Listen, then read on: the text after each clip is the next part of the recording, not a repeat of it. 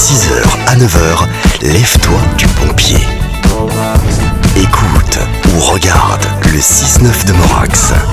Le Paléo Festival de Nyon se tient chaque année, vous le savez, au mois de juillet. Et ça existe depuis 1976. Paléo annonce une programmation impressionnante pour l'édition 2023 avec des têtes d'affiche comme Rosalia, Indochine, Black Eyed Peas qu'on vient d'écouter, ainsi que Martin Garrix, Aya Nakamura, L'Homme Pâle, Damso, Placebo, Big Flo et Oli, Jane, Chaka Pong, Franz Ferdinand, Phoenix, Louise Attaque, Ibrahim Malouf et bien d'autres. On va faire la liste d'ici quelques instants avec notre invité. Les festivaliers auront l'embarras du choix entre rock, pop, rap, reggae, fusion ou électro.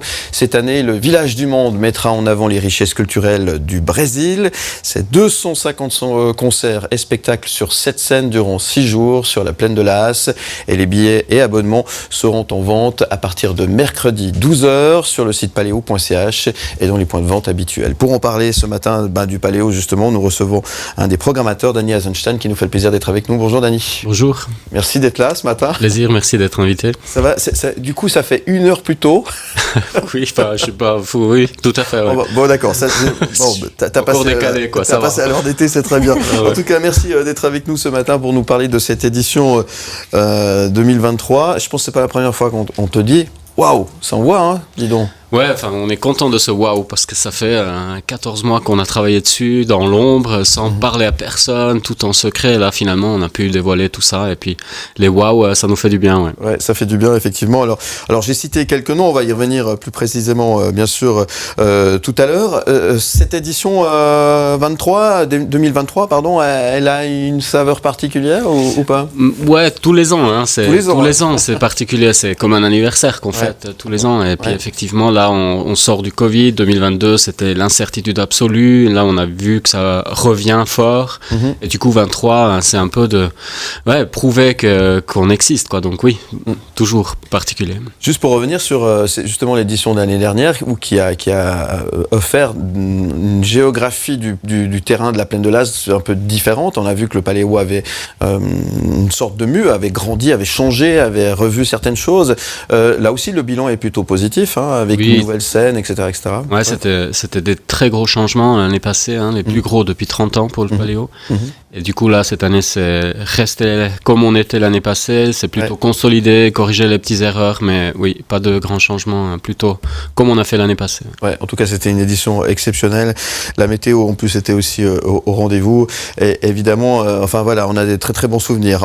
On a hâte d'y être déjà, hein, pour recommencer cette aventure chaque année de Paléo, effectivement. Juste pour reparler un petit peu de ton job de programmateur, il faut rappeler que vous êtes plusieurs programmateurs. On est 3, oui, tout à fait, oui. Alors, comment est-ce que vous répartissez les différentes scènes, justement ? Comment vous travaillez, justement On travaille en équipe à 3 pour tout. Donc, on discute de tout ensemble, on essaie de se stimuler mutuellement pour aller un peu challenger les choix ou les goûts. Et on discute de tout, donc il n'y a pas c'est pas une partage de scène ou quoi que ce soit. On partage plutôt nos interlocuteurs, nos réseaux, les agents avec qui on parle. Donc, mais sur la programmation, on essaie vraiment de travailler à 3. Et heureusement qu'on peut faire ça, parce que sinon ce serait un job extrêmement solitaire et assez dur à faire. J'imagine, ouais. Vous êtes toujours d'accord ? Non, pas du tout. Puis, de temps en temps, c'est stratégique de placer un coup de cœur, par exemple. Il faut attendre le bon jour pour dire aux autres, tiens, j'aimerais bien encore ajouter ça. Et du coup, c'est un jeu, c'est un jeu interne aussi, mais qui est chouette, quoi.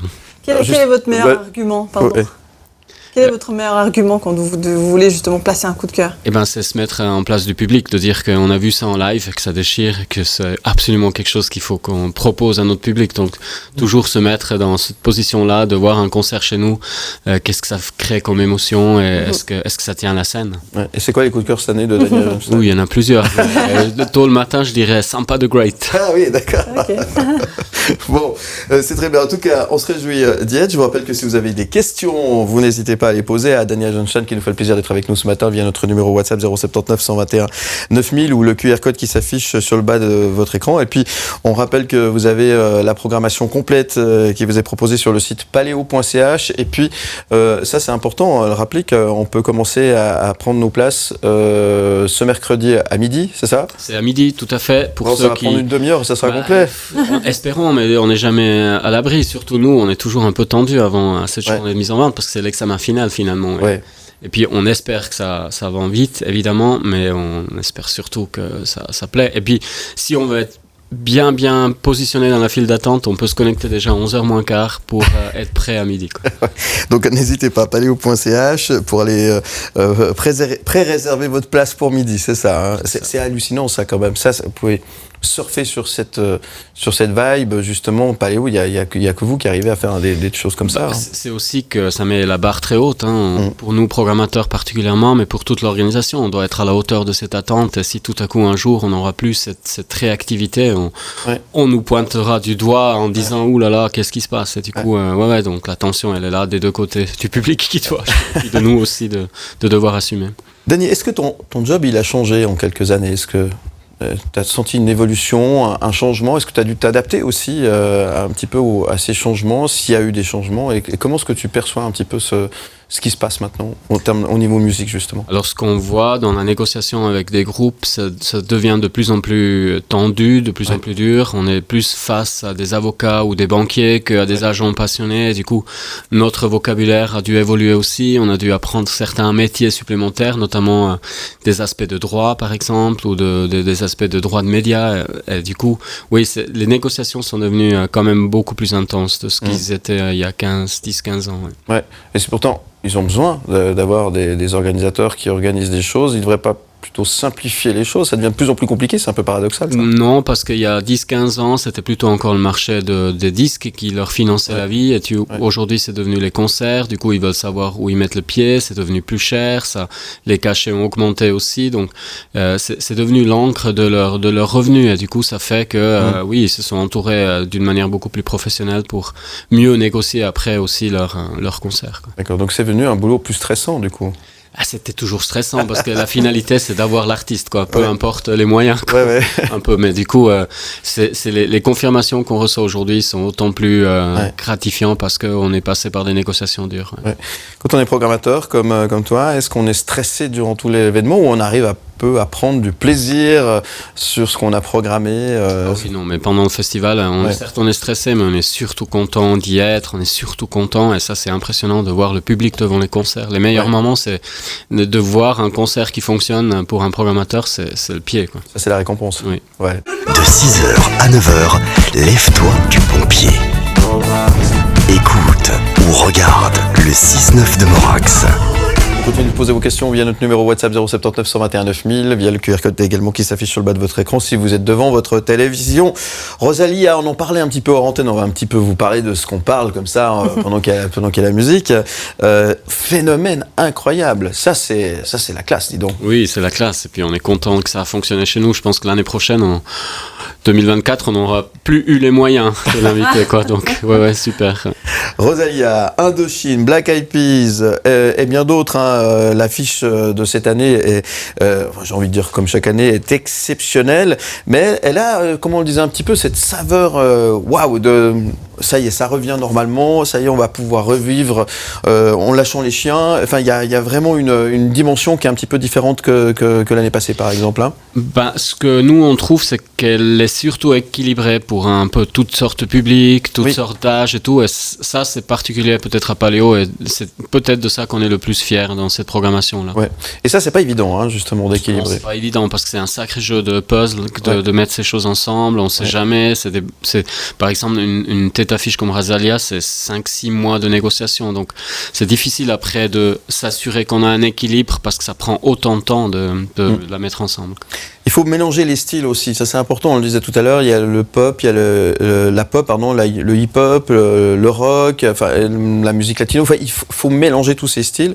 Et ça aussi, il faut qu'il y ait une cohérence, et ça, c'est pas évident non plus. Hein. Non, mais on a de la chance d'avoir 6 jours. Et du coup, on a aussi cette possibilité, parce qu'on vend les billets individuels par jour. Et du coup, on peut consacrer une journée à plus du pop, rock, et une autre journée plus au hip-hop. Et du coup, c'est cohérent quand même.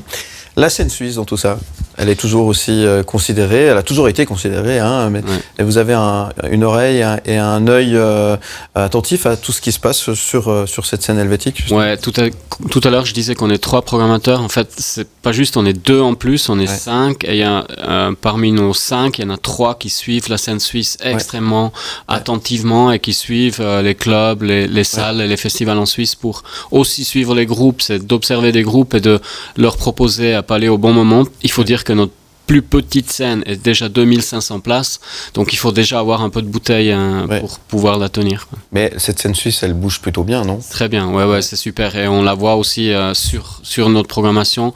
Elle est dans tous les styles, elle est sur toutes les scènes, et du coup, on a vraiment un plaisir de la placer. Ouais. Le job de programmateur, enfin c'est un peu le job de rêve quand même, comme ça quand on le regarde avec un petit peu de recul, c'est quand on écoute des concerts, on se fait un peu plaisir quand même. Ouais, bien sûr. Après il faut suivre, hein.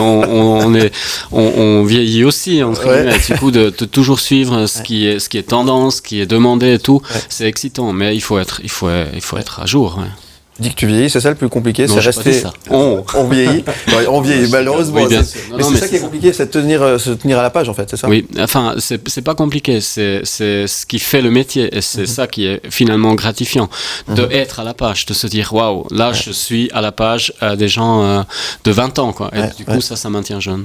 Concrètement, ça veut dire quoi ? Ça veut dire que tu vas dans plein de concerts durant toute l'année, tu vas écouter beaucoup de musique, et tu dois traverser la Suisse ou pas forcément, tu peux, enfin dans le monde entier, enfin tu vas voir, c'est quoi la vie du programmateur ? Je pense qu'il n'y a pas une sorte de cahier des charges. C'est ce qu'on vit au quotidien. Enfin, moi j'adore la musique depuis toujours, je suis depuis toujours ce qui se fait, je m'intéresse depuis toujours aux concerts et tout, et ça n'a pas changé avec le métier, c'est plutôt l'inverse, c'est cette passion qui m'a permis de rentrer dans ce métier, et j'ai eu de la chance aussi, parce que les places sont rares, et du coup, il n'y a pas un cahier des charges, on vit le live, on vit la musique, quoi. On suit partout où on peut, quoi. Tu vis pour ta passion ? Oui. Et ta passion te fait vivre ? Et tout à fait. Ça, c'est une chance, effectivement. Ouais, c'est super. Ouais.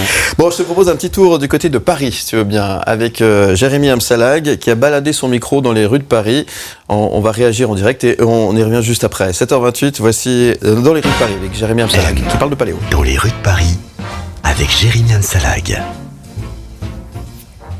On essaye de proposer aux programmateurs du Paléo Festival des nouveaux artistes. I just wanna get high with my lover. Be una muñeca cuando miro en el espejo. Kiss, kiss. I just wanna ride. Voilà, c'est des choses comme ça. Est-ce que vous avez une chance de jouer au Paléo Festival ou pas ? Moi ?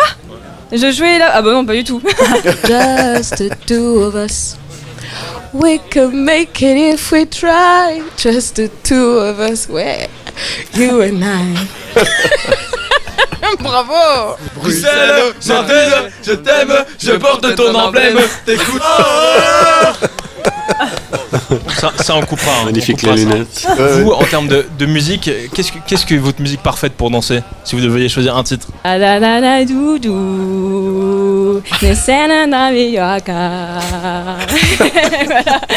Faz zoom pra eu ver, faz zoom pra mim. Bonjour à toutes et à tous, je suis avec Dorian qui est passionné de hard metal. Pourquoi vous écoutez du hard? Parce que dans tous les domaines de la vie, j'aime le hardcore. Ah, ok. Même dans le domaine privé? Tous les domaines, ça reste tous les domaines. Votre artiste préféré, qui est-ce? C'est clairement Bob Dylan, dans les récents.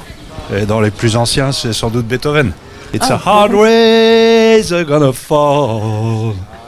Where have you been, my darling, you're one? Where have you been all those years? Where? Something like that. Tu fais de la musique depuis combien de temps? Depuis 20 ans. Ce qui est important dans la musique pour vous? Pouvoir exprimer ce que je ressens, mes émotions, ma vie. Este pauvre corazón que te ama tanto. Pourquoi vous aimez la salsa particulièrement? Parce que c'est une danse où on est très mêlé, c'est érotique, c'est la conocí la taverna. Subimos a un viejo cuarto los dos. Ya está la balmosquísimo. C'est du clair. Ouais, non, c'est. Ouais, non, mais. Un enfant. J'en ai à temps reconnu, j'en ai un en Uruguay. J'ai une fille à moi, elle fait du droit en Espagne. On a deux enfants. Ouais, non, deux filles. Jérémy Amsalak dans les rues de Paris. Bon, pour la programmation cette année, c'est complet, hein, Fanny? La programmation, oui. Ouais, Oui, on a bien fait le tour. Y a là, rien à ouais. prendre. Non, c'est pas. De 6h à 9h, lève-toi du bon pied. Écoute ou regarde le 6-9 de Morax. Dany Azenchan, notre invité ce matin. On parle du Paléo Festival de Nyon. On parle de sa programmation, évidemment. Là, on vient d'écouter Louise Attaque. C'est ça aussi, hein, c'est faire plaisir aux valeurs sûres, c'est ceux qu'on connaît, évidemment. Faire plaisir aussi à une génération. Hein, et puis faire plaisir aussi à cette nouvelle génération qui vient chercher autre chose ou des musiques différentes. Hein. Et ça, c'est compliqué. Avec, par exemple, Louise Attaque, c'est particulier. Déjà, c'est un retour après une longue absence de scène. Donc, il y a ce phénomène événementiel qui rentre en ligne. Ouais. Et puis, oui, c'est faire le mélange aussi de proposer aux familles d'aller découvrir ce qu'écoutent les enfants et vice-versa. Et du coup, ça, c'est aussi Paléo. Ouais. Et ça marche. Et c'est plutôt bien. Ça, c'est une des clés de la formule qui marche. Ouais. Ouais. Et ça, c'est super agréable, effectivement. Toutes les infos sur paléo.ch. On a reçu des questions pour toi, Dany, ce matin au 079 121 9000. C'est Elsa qui modère. Et on t'écoute. Alors. Quelles sont ces questions? Alors, Romain qui dit: qu'est-ce que ça vous fait d'avoir un public aussi fidèle chaque année? Ah ben, ça nous rend fiers et puis ça nous met la pression aussi d'être à la hauteur de ce public fier. Et pas seulement pour la programmation, mais pour tout l'événement est basé autour de cette fidélité. Et tout ce qu'on fait est essayer de maintenir cette fidélité et de satisfaire les gens qui viennent nous voir. On entend souvent Paléo, de toute façon ça marche, hein, quoi qu'il se passe sur scène, ça va fonctionner. Qu'est-ce que tu réponds à ça? C'est parce qu'il y a un énorme effort et travail qui est mis derrière. Je veux dire, il y a déjà à la base, il y a presque 5000 personnes qui prennent une semaine de vacances pour venir nous aider. Et déjà ça, c'est phénoménal. Et cette fierté de participer à quelque chose plus large que soi-même, ça nous réunit. Et c'est ça qui rend aussi Paléo comme une expérience inoubliable pour tout le monde. Ouais, c'est vrai. Autre question arrivée sur notre numéro WhatsApp ce matin. Paolo, les artistes ont de plus en plus de matériel. Comment faites-vous face à cela? Oui, effectivement, là on observe presque un peu, ça se calme un petit peu parce qu'ils voient aussi que de voyager avec tout ce matériel, non seulement ça coûte très cher, c'est aussi polluant et puis c'est pas évident de mettre partout en place. Du coup, on espère que ça se calme un peu. Mais effectivement, il y a 10 ans, on parlait d'un camion peut-être pour un tête-affiche. Aujourd'hui, on peut avoir 6, 8, voire 10 camions pour une tête-affiche, quoi. Vous pensez qu'il y a trop de superficiel, justement? Non, parce que je pense que on est dans le showbiz, quoi. Donc, de venir avec du matériel, de muscler un peu son concert, c'est aussi finalement ce que le public attend. Hein. Si tous les concerts se ressemblent, si ce n'est que la musique qui change, mais sinon tout se ressemble, ce serait pas bien non plus, quoi. Et cela, il faut rappeler que vous avez dû aussi vous adapter. La grande scène a dû s'agrandir aussi pour répondre à la demande justement des grosses productions qui viennent. Oui, bien sûr. Aujourd'hui, notre grande scène, c'est la plus grande scène en Suisse qui existe. Du coup, on l'a adapté pour qu'on puisse accueillir les tête-affiches qu'on accueille. Ouais, ça aussi, ça change pas mal de choses, effectivement. Autre question arrivée sur notre numéro WhatsApp. Alors, Savannah qui dit: pourquoi les Black Eyed Peas, ils n'ont plus trop la côte? Ah bah, la côte, ils auront la côte, ils seront à Nyon. La côte peut-être. La côte.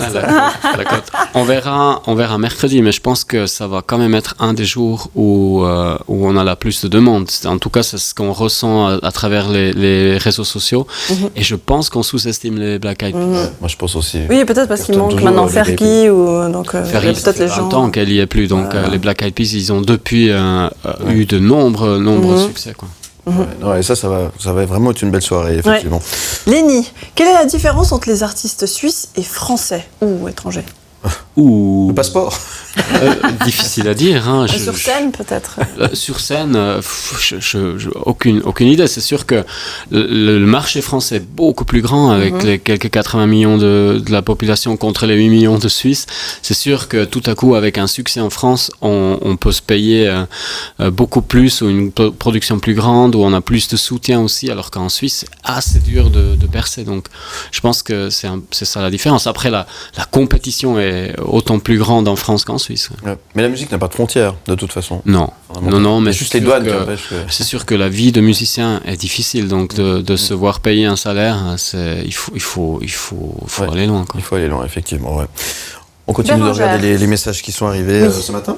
Oui, Bérangère, Village du Monde, direction Brésil. Quel est l'objectif pour vous cette année ? C'est comme chaque année, c'est un peu banal ce que je dis, mais c'est comme chaque année.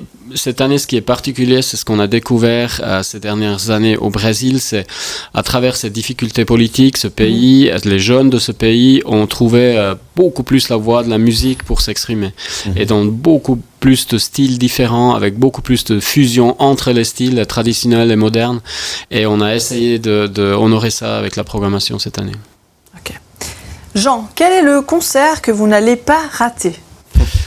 Alors, tous non, c'est sûr que Rosalia, je me réjouis trop. Black Eyed Peas évidemment aussi, toutes les autres aussi. Martin Garrix, ça va être un énorme spectacle. Je dirais un artiste qui me touche particulièrement s'appelle Noga RS, une israélienne qui joue mardi aussi, le même jour que Black Eyed Peas. Et ça, c'est sûr que ça va être difficile mardi de jongler, mais c'est ce que je vais surtout essayer de pas louper. Ouais.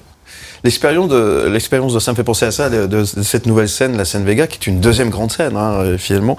C'est aussi une réussite, ça. C'est plus, la première expérience était l'année dernière, c'est fantastique. Ouais, c'est une grosse réussite. On a essayé de créer une scène qui fonctionne avec autant un petit public de 5 000 qu'avec 20 à 25 000 personnes, parce qu'on voulait avoir une structure qui nous permet de jongler aussi en fonction des soirées avec les styles de musique et les tailles des groupes et tout. Et oui, c'est une grosse réussite. C'était pas évident parce qu'elle est assez loin sur le haut du terrain, donc s'assumer que le public monte jusqu'à là-bas, c'est un défi et ça va être un défi de nouveau cette année, mais avec la programmation on a en tenu compte et on a mis du poids lourd là-haut, quoi. Ouais. Et cette scène électro à l'entrée, enfin je dis scène électro, cette partie qui fait penser un petit peu à un Tomorrowland, un peu en quelque sorte, vrai, avec très coloré, on l'appelle un quartier, le quartier Belleville. Belleville, exactement. C'est aussi c'est une grosse réussite et je pense que c'est un des éléments qui ajoute aussi de la motivation dans la programmation, parce que là on peut vraiment s'éclater. Les musiques électroniques sont tellement diverses et variées que là on peut se faire plaisir et c'est ce qu'on fait. Et on n'est pas mono-électro, quoi, donc on est très vaste. Mais c'est un choix stratégique que vous avez fait, parce qu'à l'entrée c'est vrai qu'on arrive puis on est tout de suite dans une ambiance assez... Oui, après je veux dire cette entrée elle n'est pas facile. Habituellement on avait la scène des Arches et du coup c'est un peu un goulot d'étranglement. Donc de pouvoir offrir quelque chose qui ouvre un peu, c'était aussi le but, de faire un quartier et pas une scène où tout le monde s'amasse devant, mais de donner de l'espace. Mais aujourd'hui, l'électro, dans un festival sans électro, c'est possible ? C'est possible, mais après on voit bien que là il faut aussi suivre les tendances. Ouais. Une dernière question arrivée sur notre numéro WhatsApp au 079 121 9000. Nicolas, quelle est votre relation avec les autres festivals ? Très amical, à tous les niveaux. On a tout intérêt à discuter ensemble, à se partager les expériences, aussi parfois de parler des cachets des artistes. Ça nous permet aussi de pas faire des folies et d'être juste de ce qu'on propose, mais surtout on est dans un petit pays et du coup de se mettre ensemble pour aussi, par exemple Covid, c'était un bon exemple. À travers le regroupement de festivals et d'organisateurs, on a pu montrer au gouvernement qu'on sait ce qu'on fait mais qu'on a besoin d'aide. De 6h à 9h, lève-toi du bon pied. Écoute ou regarde le 6-9 de Morax. Et on parle du Paléo ce matin, cette édition 2023 qui se tiendra cet été. On a hâte d'y être bien sûr sur la plaine de l'Az pour vivre avec vous cette édition qui a une saveur, qui fait un grand wab comme on le disait tout à l'heure, avec de la musique pour tout le monde. Et ça, on le disait aussi, c'est un gros défi lorsqu'on est programmateur d'un festival comme celui-ci. faire plaisir à tout le monde. Bon, avant de terminer, j'ai quand même envie de parcourir dans les grandes lignes les artistes, même si on a déjà on s'est tous déjà fait une idée de ce à quoi pourrait ressembler cette édition 2023. Juste rappeler que Rosalia sera là, Indochine, ça c'est très attendu, les Black Eyed Peas aussi, mais c'est aussi le grand retour de Placebo. Placebo sur le jeudi, une soirée plus rock avec Chaka Ponk aussi, Al Jay. Peut-être aussi mentionner la soirée du samedi avec la Queen Aya, qui est quand même un grand événement aussi pour nous, parce que c'est la seule date en Suisse. Il y a Damso aussi sur ce samedi, Maxime Le Forestier qui a un lien très étroit avec nous. Et puis Chaka Ponk, c'est à voir absolument, parce que j'ai entendu dire que c'était la dernière tournée, c'est juste? C'est ce qu'ils disent, mais après, c'est pas les premiers qui disent ça et qui continuent après. Mais oui, en tout cas, c'est ce qui se dit. Bon, très bien. Merci en tout cas, Danny Agenstein, d'être venu ce matin nous parler de la programmation de Paléo, de ce boulot de programmateur, boulot de rêve, on le disait tout à l'heure. Rappelons que les prélocations, les réservations de billets, c'est à partir de ce mercredi midi. Exactement, ouais. Sur paléo.ch. Paléo.ch. Pour ceux qui sont en ligne, connectez-vous avant pour être sûr d'être bien servi à midi.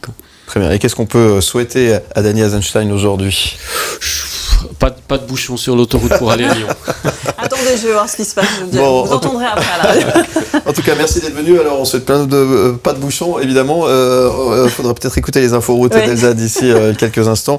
Et puis, on se réjouit de se retrouver sur la plaine de la cet été. Merci, c'est toujours sympa de venir chez vous. Et merci à toute l'équipe, bien sûr, du Paléo. Et puis, un petit clin d'œil pour tous les bénévoles aussi. Et comme dit tout à l'heure, merci beaucoup à toutes les bénévoles. À très bientôt. Merci, Dany.